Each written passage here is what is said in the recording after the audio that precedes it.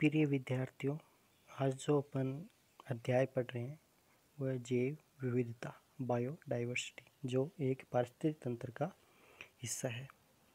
तो जैव विविधता के बारे में बात करें तो अपन को पता है कि पृथ्वी पर विभिन्न आवास में जो समस्त जीव, पादप, प्राणियों और सूक्ष्म जीवों को सम्मिलित रूप से जैव विविधता कहते हैं। मतलब क्या होते हैं कि पृथ्वी पर अपन को पता है विभिन्न प्रकार के आवास पाए जाते हैं।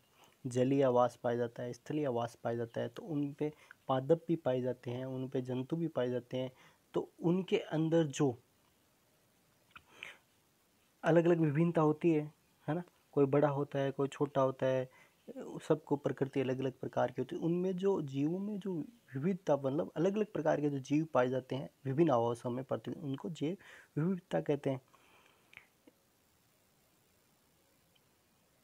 एक समुदाय में जीव जातियों की संख्या जातियों के अंतर्गत आनुवंशिक परिवर्तन की मात्रा के लिए इनोर्स एव आर ई मेनस ने सर्वप्रथम जैविक विविधता शब्द का प्रयोग किया था। ये याद रखना, क्वेश्चन यहाँ से बन सकता है कि जो बायोडाइवर्सिटी जो शब्द है, जैव विविधता जो शब्द है, उसका सर्वप्रथम प्रयोग किसने किया था। सर्वप्रथम जो प्रयोग किया था वो ई नॉर्स और आर ई मेक ने सर्वप्रथम किया था।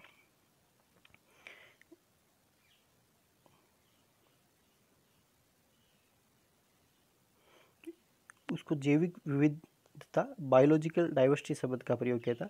और जैव विविधता जो बायोडाइवर्सिटी शब्द है उसका जो वाल्टर जी रोजेन ने किया था।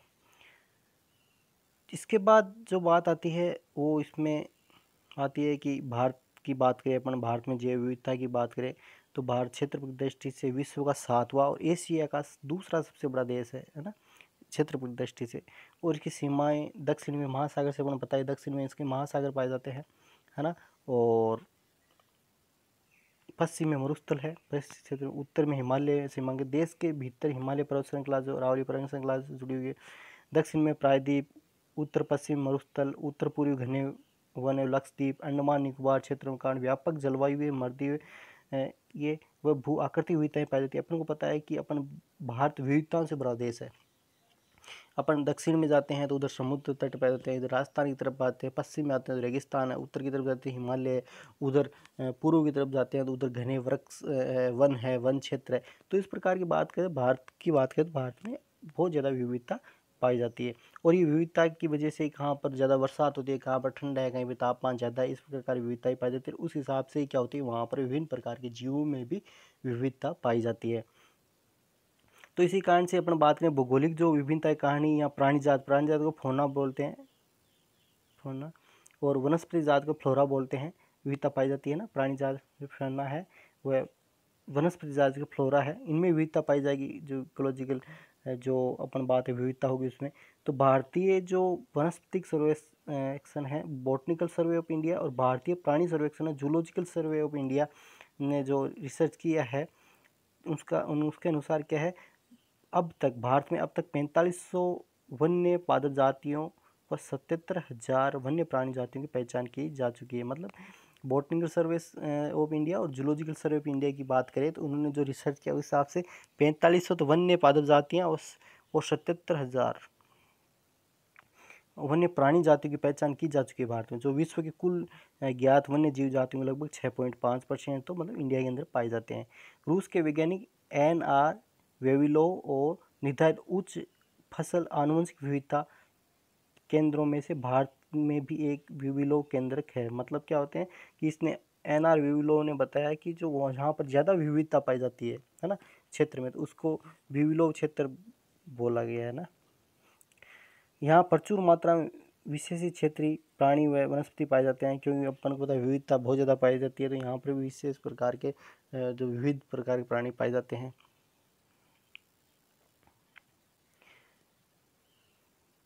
विशेष क्षेत्रीय जातियों का वितरण किसी विशेष प्रदेश या भौगोलिक क्षेत्र तक ही सीमित रहता है। ये विशेष विश्व के अन्य भौगोलिक क्षेत्र में नहीं पाई जाती। पूर्वी हिमालय, पश्चिम घाट, अंडमान और लक्षद्वीप प्रचुर जैव विविधता के क्षेत्र माने जाते हैं।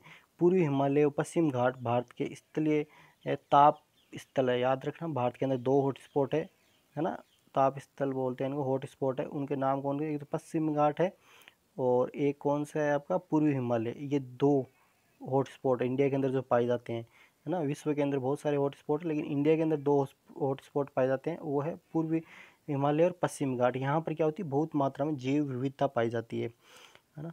पूर्वी हिमालय और पश्चिमी घाट ये जो अपने यहाँ साउथ तक जाता है, ये लगभग 1600 करीब आगे पड़ेंगे, 1600 किलोमीटर का लंबा होता है पूर्वी हिमालय जो हिमालय क्षेत्र में है। तो यहाँ पर क्या होती है कि बहुत ज़्यादा विविधता पाई जाती है जीव में। इनको ताप स्थल या हॉटस्पॉट कहते हैं। अब बात आती है जैव विविधता का परिमाप, मैग्नीट्यूड ऑफ बायोडाइवर्सिटी।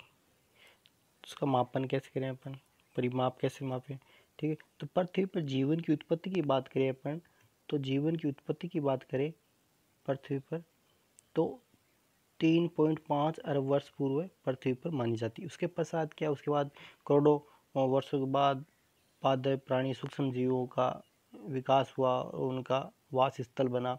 जैव विकास के दौरान कई जातियां विलुप्ति होती गई, कुछ बनती गई, नई जातियां बनती गई, कुछ विलुप्त होती गई। प्राणी जाति अब जो अभी जो प्राणी है, प्राणी जाति की पहचान नामकरण का क्रमबद्ध कार्य जो विगत 250 वर्षों से चालू किया है ना। इसके बाद जो अभी जो प्राणियों की पहचान करना, जातियों की पहचान करना, उनका नामकरण करना, उनका वर्गीकरण करना, ये 250 वर्ष पूर्व ही चालू किया था। इसके अभी तक जो अपन माने पृथ्वी तक अब तक लगभग 15 लाख जो जातियां हैं वो वर्णित जातियों की संख्या में आती है। लगभग इतनी जातियों का पता लग गया है। जो वास्तविक संख्या की 15% है, मतलब 85%, 85% जातियां हैं जो अभी तक उनका नामकरण और पहचान नहीं हो पाई है ना। तो अभी तक अपन 15 लाख जातियों की अपन पता कर पाए हैं। इसके बाद जो आगे आता है, देखो इसमें बताया है विश्व में एवं भारत में वन्य प्राणी एवं पादप की विविधता कितनी प्रकार की है। तो स्तनधारी की बात करें, देखो विश्व के अंदर 4650 स्तनधारी पाए जाते हैं और भारत के अंदर 390 स्तनधारी पाए जाते हैं। उनमें से 92 स्तनधारी कहाँ, राजस्थान में पाए जाते हैं। पक्षी की बात करें, बर्ड्स की बात करें, तो विश्व के अंदर 9700 जो है वो पक्षी पाए जाते हैं। उसमें से 1232 राजस्थान में पाए जाते हैं और 500 भारत में पाए जाते हैं और 500 राजस्थान में पाए जाते हैं। इसी प्रकार सरीसृप की बात करें 7150 और राजस्थान में 456 भारत में पाए जाते हैं और 71 कहाँ, राजस्थान में पाए जाते हैं। उभयचर की बात करें 4750 विश्व में पाए जाते हैं और 209 भारत में पाए जाते हैं और 12 जो होते हैं वो कहाँ पाए जाते हैं, राजस्थान में पाए जाते हैं। इस प्रकार से ये पादपों के बारे में बताया गया है ना। आवर्तबीजी जो पादप होते हैं 2,50,000 इनकी संख्या है विश्व में। इनमें 17,500 जो कहाँ पे पाए, भारत में पाए जाते हैं और 2,200 कहाँ, राजस्थान में पाए। इस प्रकार से ये संख्या दी गई कितने कितने जीव कहाँ कहाँ पे पाए जाते हैं इस टेबल में। वर्तमान में पृथ्वी पर विद्वान जातियों की अनुमानित जो संख्या है 50 लाख से 5 करोड़ के मध्य हो सकती है। पुष्पी पादप की संख्या 2.5 लाख जातियां और स्तनधारियों की जो मात्रा है 4,600 जातियां ज्ञात है। जीवाणु विषाणु इनके बारे में भी अपन जानकारी अपूर्ण है। भारत का वह क्षेत्र वास स्थलों की विभिन्नता प्रचुर जैविकता विशेष रूप से वनस्पति जात के लिए उत्तरदायी है। यहाँ पाई जाने वाली 77,000 वन्य प्राणी जातियों में से 390 जातियाँ स्तनधारियों की, जिसे अपन ऊपर पढ़ के आए टेबल में, जिनमें 30 जातियाँ विशेष क्षेत्रीय मतलब क्षेत्र विशेष है। पक्षियों की 1,232 जातियों से 42 जातियाँ विशेष क्षेत्रीय है ना, वो भी क्या विशेष क्षेत्र में ही पाई जाती है, कोई सब जगह नहीं पाई जाती। पुष्पी पादपों के लगभग 315 कुल भारत में पाए जाते हैं और भारतीय वनस्पति जाति में लगभग 35% जातियाँ विशेष क्षेत्रीयता दर्शाती है। भारत में वर्णित लगभग 45,000 जो पादप जातियों में से पुष्पीय पादप के लगभग 17,000 जो 500 जातियां हैं, जिनमें 60% विशेष क्षेत्र है। भारत के 2 प्रमुख क्षेत्र जैव भौगोलिक प्रदेश पूर्वी हिमालय और पश्चिम घाट प्रचुर विशेष क्षेत्र जातियों माने जाते हैं। जैसे मैंने बताया 2 हॉट स्पॉट है ये, और पहले भी नाम आया था, आपको याद हो है ना, ये नाम पहले भी आया था है ना। 2 स्पॉट है, वहाँ पर प्रचुर मात्रा में जातियाँ पाई जाती, विशेष क्षेत्रीय जातियाँ पाई जाती है और वहाँ पे जैव विविधता बहुत ज़्यादा बढ़ती है। कुछ विशेष क्षेत्रीय जाति राजस्थान में थार में, उत्तर प्रदेश अपने को बताया थार है, तो थार में जो रेगिस्तानी जातियाँ वही पाई जाएगी जो राजस्थान में ही पाई जाती है और जगह नहीं पाई जाती, मतलब विशेष होती है वहाँ की। अब आती है जैव विविधता के स्तर, level of biodiversity. Level of biodiversity की बात करें तो सबसे पहले आता है पारिस्थितिक तंत्र विविधता। पृथ्वी पर पाए जाने वाले विविध जलवायु एवं विभिन्न आवास स्थानों, स्थलीय जैसे वन हो सकते हैं, घास हो सकते हैं, मैदान हो सकते हैं, एल्पाइन और मरुस्थल परिस्थिति तंत्र, जलीय तालाब हो सकते हैं, नदी हो सकता है, सागर हो सकता है, नम दलदली भूमि, मैग्रोव व नदी मुहाना परिस्थिति तंत्र, उपस्थित जैविक अजैविक घटकों की भिन्नता के कारण पारिस्थितिक तंत्र में विविधता पाई जाती है। अब आपको पता है पारिस्थितिक तंत्र विविधता का मतलब क्या होता है। इकोलॉजिकल जो बायोडाइवर्सिटी, इसका मीन्स क्या हुआ कि अपन को पता है कि आवास जो होता है वो अलग अलग होता है। कुछ जीव होते हैं स्थल पे रहते हैं, है ना, कुछ होते हैं जलीय होते हैं, कुछ होते हैं नम भूमि में रहते हैं। तो उनकी जो आकार की है, उनकी जो शारीरिक है वो भी अलग अलग होती है। तो उनमें अब इकोलॉजिकल बात करें, पारिस्थितिक तंत्र जैसा पारिस्थितिक तंत्र उसी उनका शारीरिक विकास होता है, उनका उसका शरीर का गठन होता है, उस हिसाब से उनमें विविधता पाई जाती है। दूसरा आता है वंशीय विविधता। पादप में शैवालों से आवर्तवीजियों तक प्राणियों में प्रोटोजोआ से लेकर स्तनधारी में विविध समूह वंशीय विविधता दर्शाते हैं। अपन को पता है पादप में अपन सबसे छोटे शैवाल होते हैं, शैवालों से आवर्तवीजी जो सबसे विकसित प्रकार का समूह है, तो वहाँ तक आपको पता है सब में विविधता पाई जाती है। कुछ जड़ें अलग होती है, पुष्प अलग होते हैं, जनन क्रिया अलग होती है सब में। इसी प्रकार से जीवों में बात करें तो प्रोटोजोआ से लेकर जो स्तनधारी जीव वहाँ पर अपन बात करें उनका शारीरिक गठन अलग अलग होता है। इनमें वंश विविधता पाई जाती है क्योंकि इनका वंश सबका अलग अलग होता है। जीवों का प्रत्येक वंश कई जातियों से मिलकर बना होता है, तो एक वंश के अंदर विभिन्न जातियां होती है, जातियां वो सबकी अलग अलग होती है। पादप समूह के अंदर आवृतबीजियों कई प्रकार के धान्य, दालें, मसाले, फल, सब्जियां इत्यादि तथा प्राणियों के स्तनधारी समूह में बिल्ली, कुत्ता, हिरण, भालू, शेर, घोड़ा इत्यादि इत्यादि विविधता के प्रमाणित है। इसके बाद है जाति विविधता। एक ही वंश की कई जातियों से बना हो सकता है। अपने को पता है एक वंश जो होता है कई जातियों से मिलकर बना होता है और जातियों में विविधता पाई जाती है। जिससे चीता है, पैंथेरा पॉडर्स है, शेर है, पैंथेरा लियो है, तेंदुआ है, पैंथेरा अंसीय है। अलग अलग जातियों के होते हुए भी एक ही वंश के हैं पैंथेरा संबंधित। इसी प्रकार आलू है, सोलेनम ट्यूबरोसम, बैंगन सोलेनम मेलनजेना, व जो भटखटेली है सोलेनम वर्जिनियनम, भिन्न जातियों के होते हुए भी एक ही वंश सोलेनम में आती है। जातियों में विविधता है, वंश इनका एक है ना। तो क्षेत्र में जो जितनी प्रकार से मतलब जो जातियां होती हैं उनमें विविधता पाई जाती है। उसके बाद आनुवंशिक विविधता,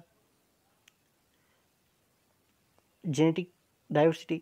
इसका आज से जातियों के जीनों में विभिन्नता से जीनों में विभिन्नता के कारण लक्षणों में विविधता आती है। जिससे एक ही जाति की किस्में होती है वो प्रजातियां बन जाती है। आपको पता है जैसे पादपों में बात करें आम, गेहूँ, चावल इत्यादि कई किस्मों, प्राणियों में कुत्ते, बिल्ली, गाय, भैंस, मानव इत्यादि कई प्रजातियां पाई जाती है। आपको बताइए है ना।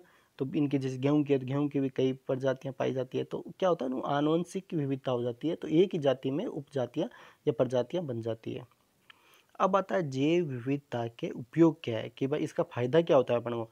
जो बायोडाइवर्सिटी है, यूजेज ऑफ बायोडाइवर्सिटी मतलब जैव विविधता है, उसका फायदा क्या मिलता है।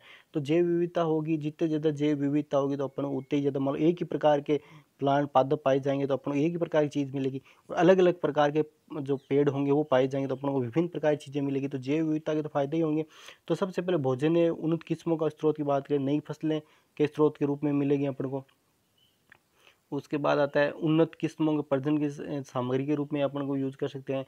नई जैव निम्नलिखित पीड़कों के स्रोत के रूप में अपन कर सकते हैं। भोजनीय पादपों की कई हजार जातियों में से 20% से भी कम जातियां विश्व के भोजन का अधिकांश 85% भाग उत्पन्न करने के लिए उगाई जाती है। मतलब क्या होती है कि भोजन की मान लो 100% जातियां, उनमें से केवल 20% ही जातियां अभी उगाई जाती है और उनमें से कितनी 85% भोजन उत्पादित कर देती है विश्व का। तो इस प्रकार से अभी तक बहुत डाइवर्सिटी है, अभी विविधता बची हुई है। 3 प्रमुख फसलें जैसे गेहूँ, मक्का, चावल मानव आबादी के लिए लगभग 2/3 भोजन प्रदान कर देती है।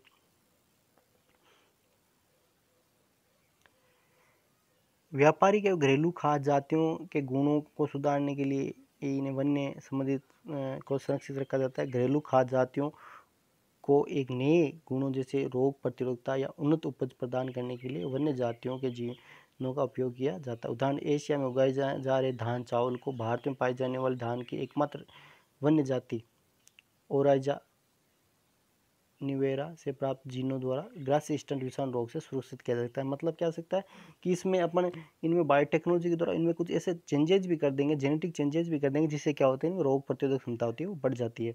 इसके बाद दूसरा आता है जो इसका उपयोग आता है बायोडाइवर्सिटी का, है ना, जैव विविधता का उपयोग होता है। दो ये औषधियाँ प्राप्त होती है अपने को पता है।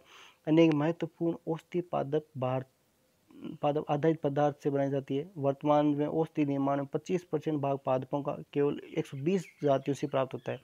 जो मुख्य जो औषधियाँ हैं, जो 25% जो औषधियाँ होती है केवल 120 जातियों से प्राप्त होती है, लेकिन संपूर्ण विश्व में परंपरागत औषधियों में हजारों पादप जातियाँ का उपयोग किया जाता है। पौधों का उपयोग असंख्य संश्लेषित उत्पादों के निर्माण में किया जा सकता है, जिन्हें बोटेनो केमिकल्स कहते हैं। अफीम जैसे पेपे और सोमनीफर, मॉर्फिन जो दर्द निवारक के रूप में अपन प्राप्त है, सिनकोना लेडेर्जियाना, कुनेन प्राप्त होती है जो मलेरिया में काम होता है, टेक्सस बकाटा टेक्सोल प्राप्त है, कैंसर में काम होता है, डिजिटलिस पुरपुरिया जो हृदय रोग में काम होता है, डिजिटॉक्सिन प्राप्त होता है, और होमोलेंथस न्यूटॉन्स प्रोस्टेटिन प्राप्त होता है जो एड्स में उपयोगी होता है। तो ये सारे के सारे जो औषधियाँ ये कहाँ से होती है, पादपों से प्राप्त होती है, विभिन्न प्रकार के पादपों से प्राप्त होती है, इसलिए अपन जैव विविधता का इसमें उपयोग होता है। सौंदर्यपरक एवं सांस्कृतिक लाभ, जैव विविधता का अपन पारिस्थितिक पर्यटन, पक्षी निरीक्षण, वन्य जीव एवं बागवानी आदि में अपन महत्वपूर्ण उपयोग करते हैं, है ना। योगदान भी अपन को पता है, अपन सौंदर्य के लिए पादप का विभिन्न प्रकार के पादपों घरों में बागवानी में अपन लगाते हैं। मनुष्य सांस्कृतिक धार्मिक विश्वास के माध्यम से भी जोड़ा सकता है। आज में हम जो बताया ओसिमम सैंक्टम, तुलसी, पीपल, फाइकस रिलीजियोसा, खेजड़ी, प्रोसोपिस, सिनेरिया इत्यादि सांस्कृतिक धार्मिक प्रतीक के रूप में उगाए जाते हैं, जिन्हें लोग पवित्र मानकर पूजते हैं। एवं कई पादपों एवं जंतुओं को राष्ट्रीय गौरव, सांस्कृतिक धरोहर का सूचक भी मिल चुका है इन्हीं की वजह से, उनके जो धार्मिक गुणों की वजह से। अब इसमें आते हैं पारिस्थितिक तंत्र का संतुलन। पारिस्थितिक तंत्र को संतुलित एवं नियंत्रित रखने के लिए जैव विविधता बहुत ही आवश्यक है। प्राकृतिक संतुलन के लिए जैव विविधता के मुख्य कार्य वायुमंडल के गैसीय संगठन को बनाए रखना, वनों एवं महासागरों, तंत्रों या जलवायु नियंत्रण, पीड़कों को प्राकृतिक नियंत्रण, कीटों एवं पक्षियों को और पौधों का परागण, मृदा का निर्माण एवं संरक्षण, जल का संरक्षण, शुद्धिकरण, पोषक चक्र इत्यादि में इनका महत्व होता है। अब आता है जैव विविधता के जो खतरे हैं वो कौन कौन से हैं। तो सबसे पहला आता है जैव विविधता के खतरों की बात करें तो अपन प्राकृतिक आवासों का ह्रास एवं विखंडन। प्राकृतिक आवासों का अपन को पता है विनाश, जो जैसे जैसे औद्योगिकरण हो रहा है ना, शहरीकरण हो रहा है, तो उससे जो प्राकृतिक आवास है उनका ह्रास और विखंडन हो रहा है। प्राकृतिक विनाश जैव विविधता के ह्रास का प्राथमिक कारण जब लोग वन काटते हैं, नम भूमि को भरते हैं, घास के मैदान की जुताई करते हैं, वनों को जला देते हैं, तो एक जाति का नैसर्गिक आवास बदल जाता है और नष्ट हो जाती है। ये परिवर्तन अनेक पौधों, जंतुओं, सूक्ष्म जीवों को मार सकते हैं, आवास छोड़ने को विवश कर सकते हैं, साथ ही जातियों के मध्य होने वाली जटिल अन्योन्य क्रियाओं के बाधा उत्पन्न कर सकते हैं। वन का एक भाग जो शस्य भूमि, रोपित पेड़ पौधे या शहरी क्षेत्र से घिरा हो विखंडित आवासों का उदाहरण है। एक विस्तृत वन पट्टी के विखंडन के साथ ही वन के भीतरी भाग में पाई जाने जातियां सबसे पहले विलुप्त हो जाती है। मतलब क्या हुआ कि अपन जैसे जैसे अपन इनके जो प्राकृतिक आवासों को करते हैं, या तो कटाई करते हैं या इनको अपन जोतते हैं, तो जैसे भी इनके आवास को नुकसान होता है, तो यहाँ से क्या होता है कुछ जो जातियाँ वो विलुप्त हो जाती है, खत्म हो जाती है या दूसरी जगह चली जाती है, तो इस प्रकार से इनका ह्रास होता है। विक्षोभ या प्रदूषण, डिस्टर्बेंस एंड पॉल्यूशन, जैसे वैसे बात बता रहे हैं जैविक समुदाय की नैसर्गिक क्रियाओं जैसे आग, वृक्षपात, कीटों द्वारा प्रभावित होते ही है जैविक समुदाय, और इसके साथ मनुष्य की क्रियाओं द्वारा भी ये बार बार जो होते हैं ये प्रभावित होते हैं, जो प्रदूषण मनुष्य कर रहा है। तो प्रदूषण से क्या होता है कि ये जो जीव होते हैं ये या तो आवाज़ छोड़ देते हैं, या इनकी मृत्यु हो जाती है, या इनकी संख्या घट जाती है, समष्टि में कम हो जाती है इनकी संख्या, है ना। इस कारण से मछली खाने वाले पक्षियों, बाज की संख्या में कमी कीटनाशियों के कारण हो सकती है ना। मछली जैसे अपन कई बार जैसे समुद्र के अंदर अपन जो तेल वाहक है वो तेल लीकेज हो जाता है, तो वहाँ की जो तेल की वजह से वहाँ की जो मछलियाँ वो मर जाएगी, और मछलियाँ मर जाएगी, दूसरे जीवों पर प्रभाव पड़ता है। इसके बाद विदेशी जातियों का पुनर्स्थापन। विदेशी जातियों को पुनर्स्थापन से देशी जातियां विलुप्त होने का खतरा था। कैसे देखो, विक्टोरिया झील जो दक्षिणी अफ्रीका के एलोनी जल में पाई जाने वाले विशेष क्षेत्रीय सिक्लिड मछली की जातियां एक विदेशी भक्षक मछली नाइल पर्च से रोपित करने से नष्ट हो गई। कि ये एक विदेशी मछली ला के छोड़ी नाइल पर्च, ये किसको खा गई, शिकलिड जो मछलियाँ थी उनको सब खा गई, जिसके कारण पर्यावरण झील का संपूर्ण परिस्थिति तंत्र असंतुलित हो गया। भारत सहित कई उष्ण कटिबंधीय देशों के झीलों तथा नदियों में कई जलीय जातियों की जीवंतता को जलकुंभी आइकोर्निया के संकटग्रस्त किया गया है। भारत में कई लोगों ने लेंटेना और पार्थेनियम पादपों ने अनेक वन भूमियों एवं स्थानीय जातियों की वृद्धि को प्रभावित किया है। अतिदोहन अनेक जंगली पादपों जैसे चंदन, सर्पगंधा तथा जंतुओं के चीता और गेंडा का अत्यधिक शिकार की वजह से क्या हो गया, इनका अस्तित्व खतरे में आ गया। कृषि विस्तार एवं वनों की कटाई, कृषि भूमि अर्जित करने के लिए उद्देश्य वनों को नष्ट किया जा रहा है, जिससे क्या होता है, इनमें जैव विविधता पर प्रभाव पड़ता है। अब आता है संकटग्रस्त जीवों की श्रेणियाँ, categories of threatened organism, IUCN। ठीक है, IUCN का फुल फॉर्म क्या होती है याद करना है अपन को। ठीक है, international union for conservation of natural and natural resources, है ना, IUCN है। ये संकटग्रस्त प्राणियों के संरक्षण के लिए कमेटी बनी है, जो अब विश्व संरक्षण संघ WCU, वर्ल्ड कंजर्वेशन यूनियन नाम से भी जाना जाता है। कि लाल सूची प्राणी जो 1963 में आई थी, है ना, के अनुसार जातियों की 8 श्रेणियां बनाई गई। इसमें 8 श्रेणियां कौन कौन सी है देखो, पहले आती है विलुप्त, दूसरी गंभीर रूप से संकटापन्न, तीसरी आती है संकटग्रस्त, चौथी आती है लगभग संकटग्रस्त, पांचवी आती है नाजुक, छठी आती है कम जोखिम, सातवीं आती है अपूर्ण, है ना, और आठवीं आती है आंकड़े मूल्यांकित नहीं है। तो इनमें से कौन कौन सी जो जातियां देखो संकटग्रस्त, ये टेबल दी है इसमें देखते हैं विलुप्त कौन कौन संकटग्रस्त जातियों की श्रेणियां बनाई है रेड डाटा बुक ने। तो वो देखो विलुप्त मतलब क्या है, जाति के अंतिम सदस्य की समाप्ति पर जब कोई शंका नहीं हो, मतलब जो अंतिम सदस्य वो समाप्त हो गया, विलुप्त हो चुके हैं जाति पूरी की पूरी। दूसरी जो कैटेगरी बनाई है वो आती है वन्य रूप से विलुप्त, मतलब एक जो आवास था उनका वहां से विलुप्त हो गया, जाति के सभी सदस्यों की किसी निश्चित आवास से पूर्ण समाप्ति हो चुकी है। गंभीर रूप से संकटग्रस्त मतलब जब जाति के सभी सदस्य किसी उच्च जोखिम की वजह से एक आवास में सिंगरी लुप्त होने के कगार पर हो। जो चौथी कैटेगरी आती है वो देखो संकटग्रस्त, जो जाति के सदस्य किसी जोखिम की वजह से भविष्य में लुप्त होने का कगार पर है। पांचवा लगभग संकटग्रस्त, वर्तमान में असहज है मतलब सुरक्षित नहीं है।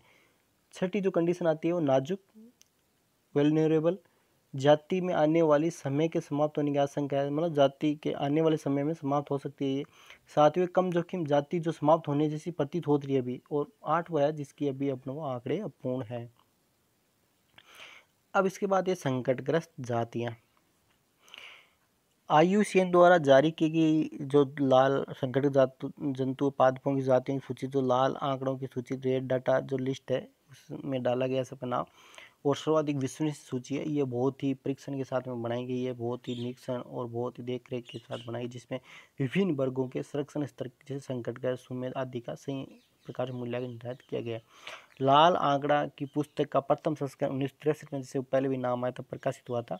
इसे वन्य जीवों के शोषण व रोग के उपरांत भी विश्व भर में अनेक प्राणी तथा पादप जातियां तेजी से विलुप्त होने की अवस्था में बढ़ रही है। वनों के विनाश के कारण वन्य प्राणियों के आवास स्थल कम होते जा रहे हैं, इनकी संख्या तेजी से घट रही है। आगामी 20 वर्षों में प्रत्येक 10 वर्ष में एक पार्थिव दुर्लभ जाति विलुप्त हो सकती है। मतलब ऐसे ही चलते रहे तो आगे वाले टाइम में और जातियां विलुप्त होती रहेगी। पेड़ पौधों में से कई 25,000 जातियां, तो कशेरुकी की बात करें तो जीव की 90,000 जातियां विलुप्त होने के कगार पर है। सॉरी 9,000 जातियां विलुप्त होने के कगार पर है। अब आते रेड डाटा बुक, लाल आंकड़ों की जो पुस्तिका है उसमें है क्या क्या नामक पुस्तक विश्व में विलुप्ति का खतरा झेल रहे जंतु तथा पक्षियों की सूची में 600 जातियां के नाम दिए गए हैं, ना। रेड डाटा बुक में कितनी जातियों के 600 जातियों के नाम दिए गए हैं, है ना। इनमें से कई ऐसी जातियां जिनके सदस्यों की संख्या 100 से कम है ना, 100 से ही कम होगी, और कुछ तो संख्या 10 ही होगी। इन जातियों के अस्तित्व को संभावित करते हुए अनुमान से लगाया जा सकता है। जो भारतीय प्राणी सर्वेक्षण जूलॉजिकल सर्वे ऑफ इंडिया, तो भारतीय वनस्पतिक सर्वेक्षण बोटनिकल सर्वे ऑफ इंडिया के संकटग्रस्त जीव जंतु और वनस्पतियों की सूची तैयार की है। हमारे देश के स्तनधारियों के प्राणियों में 390 और पक्षियों में 1,232 जातियां, इनमें से पक्षियों की 69 जातियाँ और स्तनधारी प्राणियों की 53 जातियाँ चिंता का विषय है। गुलाबी, जैसे इसमें नाम भी दिया कुछ, गुलाबी सिर वाली बत्तख, पिंक हेडेड डक की आखिरी जानकारी 1935 में वन्य और 1945 से पालतू रूप से दर्ज की, मतलब 1945 के बाद ये नहीं देखी गई। इसी तरह पहाड़ी बटेर भी अंग्रेज शिकारियों की हवस का शिकार होकर लुप्त हो गए हैं। भारत में जो विलुप्त होने के खतरे पर जो थे वो कौन कौन से प्राणी थे? कृष्णमृग, ब्लैक डक है, चिंकारा है ना, जो भेड़िया है, अनूपमर्ग है, नीलगाय है, भारतीय कुरंग बार सिंह है, बाघ है, गेंडा है, गिर सिंह है, मगर है, हंसावर है, हवासील है, सारंग है, श्वेत सारस है, धूसर बुगला है और पर्वतीय बटेर है। ये सारे के सारे क्या है, लुप्त होने के कगार पर। यदि इनको संरक्षण नहीं दिया गया तो ये भी लुप्त हो जाएंगे। हमारे देश के अतिरिक्त अन्य देशों में वन्य प्राणी संकट के दौर पर गुजरे थे। अफ्रीकी चीता, श्याम गेंडा, अफ्रीकी सिंह है, गोरिल्ला तथा रूसी ध्रुवीय भालू एवं साइबेरियन सारस इत्यादि विलुप्त हो रहे प्राणियों की गिनती में आते हैं। अमेरिका में दक्षिणी पर्वतीय सिंह, यात्री कबूतर, कैरोलियन तोता तथा सूपी मुर्गी इत्यादि जो विलुप्त हो चुके हैं। किसी समय हजारों की संख्या में पाए जाने वाला श्वेत पूंछ प्रेरी कुत्ता, व्हाइट टेल्ड प्रेयर डॉग आजकल दुर्लभ प्राणी हो गया है। इसके अतिरिक्त कुक्कट सारस, डाटर घोंगा मछली, मूज, ग्रिजली भालू, कैरिबी, कशिका, गजदंत चोंच, कठफोड़वा, हवाई राजहंस, फ्लोरिडा तेंदुआ इत्यादि प्राणी भी अस्तित्व के खतरे में है।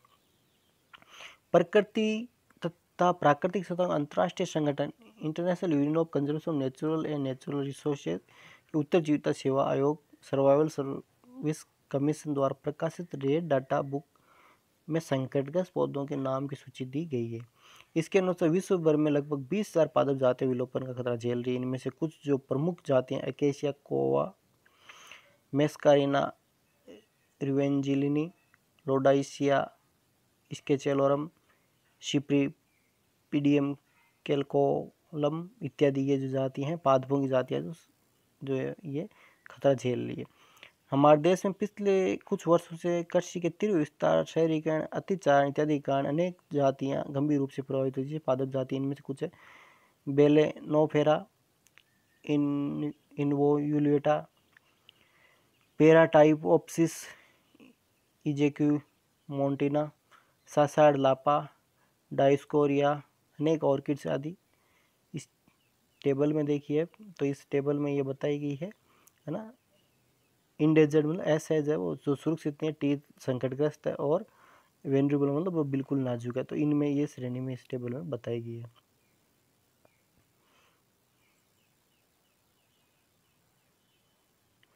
इसके बाद आता है जैसे सर्वेक्षण अनुसार नेफेंथिस खोसियाना नामक कीटहरी जो पौधा है वो भी संकट की सूची में सम्मिलित किया है। भारत के विभिन्न क्षेत्रों में विलुप्त की खतरे के प्रभावित प्रमुख पादप जातियों क्षेत्र अंडमान निकोबार में जैसे कौन कौन से विलुप्त के कगार पर देखो: एलेंथस कुरजाई, साइमारुबेसी, ये एंजियोस्पर्मी जो किंगडम का है ये और साइबेरियस फैमिलीज की, डिप्टेरोकार्पस कैरियाई, डिप्टोकार्पेसिस की जो फैमिली है। इसके बाद मिरिस्टिका अंडमानिका मिरिस्टिकेसी का सदस्य है। हिमालय और पूर्वी भारत की बात करें तो डायस्कोरिया डेल्टोइडिया डायस्कोरेसी फैमिली का है। ड्रोसेरा इंडिका ड्रोसेरेसी है। नेफेंथिस खासियाना घटपादप, इसको नेफेंथिसी बोलते हैं घटपादप। राउल्फिया सर्पेटिना सरपगंधा एपोसाइनेसी जो कुल का है और वलिना पीलीफेरा आर्किडेसी जो कुल का है। ये जो हिमालय और पूर्वी भारत के जो संकटग्रस्त पादप है। प्रायद्वीप भारत बोले जो द्वीपों के हैं उनमें शिरोपीजिया फेनास्टिका एक्सलपीडी सेजलपीडियसी फैमिली का है।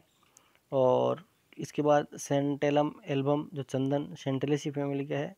राजस्थान की बात है कोमीफेरा वाटाई जो ब्रेसिकेसी फैमिली गूगल जो कुल बोलते हैं उसके। और रोजा इनवोलुक्रेटा जंगली गुलाब से रोजेसी कुल की है। तो ये सारे के सारे संकटग्रस्त है। जैव विविधता के तप्त स्थल hotspot of biodiversity. Norman Myers ने विश्व में ऐसे स्थान को हॉटस्पॉट के रूप में चिन्हित किया जहां देखो किन को 3 पॉइंट बताए इसने जो हॉटस्पॉट बनाने के लिए। जीव जातियों की अत्यधिक बहुतायत पाई जाती हो, क्षेत्र विशेष जातियां अधिकता हो इसमें, और जहाँ जीव जातियों का अस्तित्व निरंतर बढ़ता संकट विद्यमान हो। मतलब पहले तो जातियां अधिक मात्रा में पाई जा रही, फिर एक विशेष क्षेत्रीय जातियां पाई जाती, दूसरा, और तीसरा अब इनको संकटग्रस्त, ऐसे स्थानों को हॉटस्पॉट बना दिया गया है। अपन पहले भी बात कर चुके हैं कि भारत के अंदर 2 हॉटस्पॉट है, एक तो पश्चिमी घाट था और दूसरा पूर्वी हिमालय घाट था ना। तो मार्च ने 2000 विश्व में 34 हॉटस्पॉट चिन्हित किए, उनमें से 2 जो हॉटस्पॉट थे वो भारत में ही बताए गए। तो मैंने पहले ही बताया था, पश्चिमी घाट हॉटस्पॉट है और दूसरा पूर्वी हिमालय जो घाट है वो है हॉटस्पॉट है। पश्चिम घाट की बात करें, भारत के तिकोने पेनिसुला के पश्चिम समुद्री तट से समांतर स्थित है। यह 1600 किलोमीटर से पहले बात 1600 किलोमीटर महाराष्ट्र, कर्नाटक, तमिलनाडु, केरल के जो तटीय श्रीलंका तक तटीय जो इलाका है वहाँ तक फैला हुआ है। और पूर्वी हिमालय हॉटस्पॉट जो भारत के बाद भूटान और नेपाल का जो बॉर्डर लगता है वहाँ तक फैला हुआ है। ये समुद्र तल से 1780 से 3500 मीटर तक ऊंचा है। उन दोनों क्षेत्रों में भारत की अधिकांश विशेष क्षेत्रीय जातियां इनमें पाई जाती है। मतलब इन क्षेत्रों में जो भारत की विशेष क्षेत्रीय जातियां होती है वो इनमें पाई जाती है। यद्यपि दोनों स्थल एक दूसरे से काफ़ी दूरी पर स्थित है, फिर भी आश्चर्य रूप से यहाँ कई पादपों जंतुओं को समान जाति भी मिलती है, जैसे रोडोडेंड्रोन, थेलिक्ट्रम और सिम्प्लोकोकस की पादप जातियाँ, और नीलगिरी टार, ग्रेट पाइन, हॉर्नबिल, फेरी ब्लूबर्ड, लिजार्ड हॉग आदि जंतु जातियाँ आदि है। विविधता के संरक्षण की बात करें, अब बात करें जो विविधता है, जैव विविधता है, उनका कंजर्वेशन कैसे करें, उनका संरक्षण कैसे करें। संरक्षण के लिए अपन क्या कर सकते हैं कि उनके लिए अपन कुछ ऐसे प्रकार के कोई कानून बनाएं, उस प्रकार की उनकी कोई परियोजना बनाएं उसके लिए, है ना। और उनके आखेट के लिए और उनके मतलब उनके शिकार को रोकने के लिए अपन कुछ इस प्रकार का कुछ बनाना चाहिए कानून। तो इसलिए क्या होता है, इसके जैव विविधता संरक्षण रोकने के लिए प्रतिवर्ष 1 से 7 अक्टूबर तक जीव सप्ताह आयोजित किया जाता है। जीव सप्ताह के अंदर उन जीवों के विभिन्न प्रकार की जानकारी, उनके संरक्षण, उनके बारे में जागरूकता फैलाई जाती है।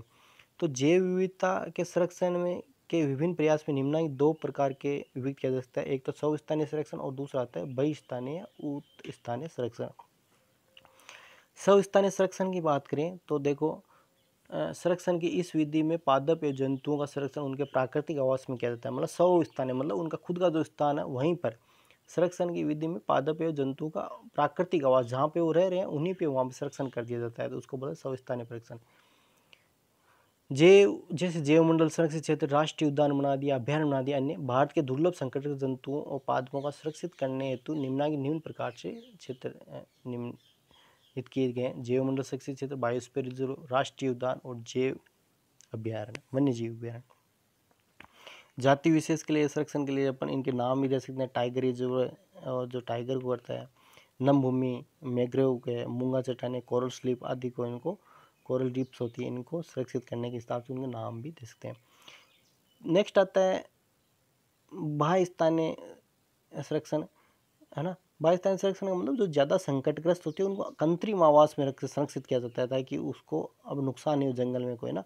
बाह्य स्थानीय तो उनमें क्या जो कृत्रिम जो आवास होता है उसके अंदर संरक्षित किया। संरक्षण की इस विधि के अंतर्गत पादपों जंतुओं का अपने प्राकृतिक आवास से हटाकर विशेष रूप से निर्मित कृत्रिम जो आवास में संरक्षित किया जाता है, जैसे वनस्पति उद्यान, जंतुआलय, सुरक्षित अंडे तथा क्षेत्र, जीन बैंक आदि।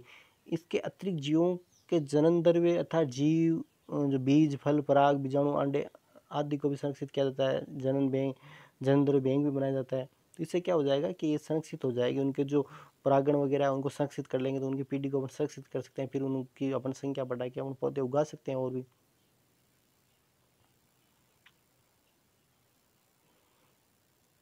इसके बाद आता है वन्य प्राणियों तथा उनके आवास को संरक्षण देने के उद्देश्य से देश भर में 2016 में लगभग 515 अभ्यारण्य, 166 राष्ट्रीय उद्यान, 733 सुरक्षित क्षेत्र स्थापित किए गए। वन्य प्राणी संरक्षण अधिनियम 1972 लागू किया है। वन्य प्राणियों के संबंधित शोध और प्रोत्साहित किया जा रहा है। शोध जो रिसर्च होते हैं उनको। भारत के प्रमुख जो नेशनल पार्क है कौन कौन से, नॉर्थ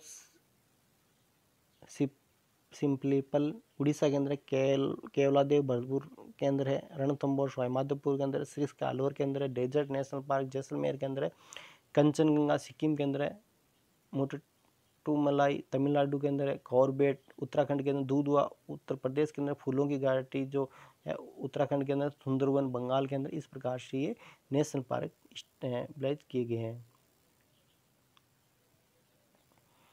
इसके बाद बात है विश्व स्तर पर इस संरक्षण के प्रयास किए जा रहे हैं एवं कानून बनाए जा रहे हैं। प्राणियों के शिकार पर पाबंदी, पेड़ पौधों के व्यापार पर कई शर्तें लगाई गई। जंगल प्राणियों की खाल बेचना, सांपों की खाल बेचना, हाथी दांत, गेंडे के सींग आदि का व्यापार गैरकानूनी घोषित कर दिया गया है।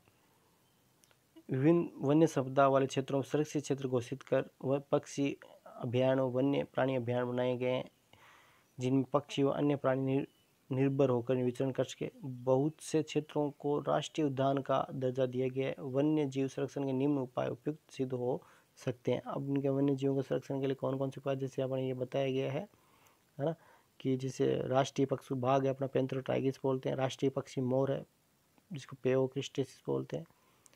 राज्य पशु है जो अपना चिंकर है, गजिला गजिला बोलते हैं। राज्य पशु है ना, ऊँट कैमलिस डोमेनडेरियस है। और राज्य पक्षी गोडाउन है, इसको कोरेटस नाइग्रिसेप्स बोलते हैं। संकटग्रस्त गुल जो प्रजाति कोमीफोरा वाइटाई है। संकटग्रस्त सर्पगंध राउल्फिया सर्पेंटिना है। संकटग्रस्त जो अपने घटपात बने फिंथिसियन है। ये जो संकटग्रस्त जातियाँ हैं वो बताई गई है। इनके संरक्षण के लिए इनको नाम भी दिया गया है।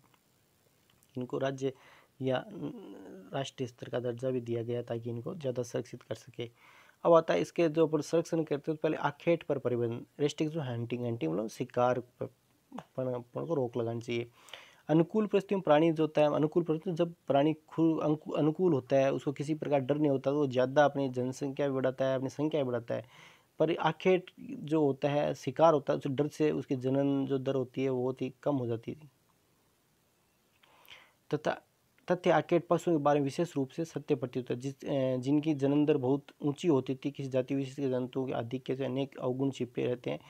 इसलिए किसी समुदाय को अधिक बड़ा या अत्यधिक छोटा होने से रोकने के लिए संरक्षण कानून बनाया जाना चाहिए। उन वनों या वनोस्थलों को वहाँ मानव गतिविधि और प्राकृतिक संतुलन में परिवर्तन हुआ है, वहाँ अति बाहुल्य वाली जाति की संख्या घटाने या नियंत्रित करने के लिए प्रभावी प्रयत्न किए जाने चाहिए। मतलब क्या हुआ कि जब किसी मान लो किसी क्षेत्र में किसी का बाहुल्य पाया जाता है, एक तो मानव के द्वारा जो हंटिंग होती है उसको शिकार को रोकना ही है, और दूसरा यदि किसी उस क्षेत्र के अंदर जीव जो पाया जा रहा है जिसकी ज़्यादा है और वो दूसरा का शिकार करता है, तो उस जाति को नियंत्रित किया जाता है कि दूसरी जाति को वो नुकसान नहीं पहुँचाए। वास स्थलों में सुधार, वन्य प्राणियों के जो प्रबंधन में आवास स्थलों की एक निश्चित धारण क्षमता होती है, मतलब एक निश्चित क्षमता होती है धारण की, जिसका निर्धारण उपलब्ध भोजन, आचरण, जल तथा अन्य जीवनावश्यक वस्तुओं द्वारा होता है। मतलब आवास स्थल होता है ना, उसकी एक लिमिट होती है, मतलब कितने रह सकते हैं। मान लो खाने के लिए है नहीं, वहाँ पे ज़्यादा प्रजाति पाई जाती है तो वैसे मर जाएंगे वो, तो उसके अनुसार से उनके सुधार करना चाहिए। वो आवास स्थल सुधार कार्यक्रम प्रारंभ करने के पूर्व जाति की वास्तविक आवास स्थल संबंधी आवश्यकताओं जैसे उपलब्ध भोजन, जल, आचरण, जैविक व अजैविक घटक इत्यादि का सावधानी अध्ययन किया जाना चाहिए।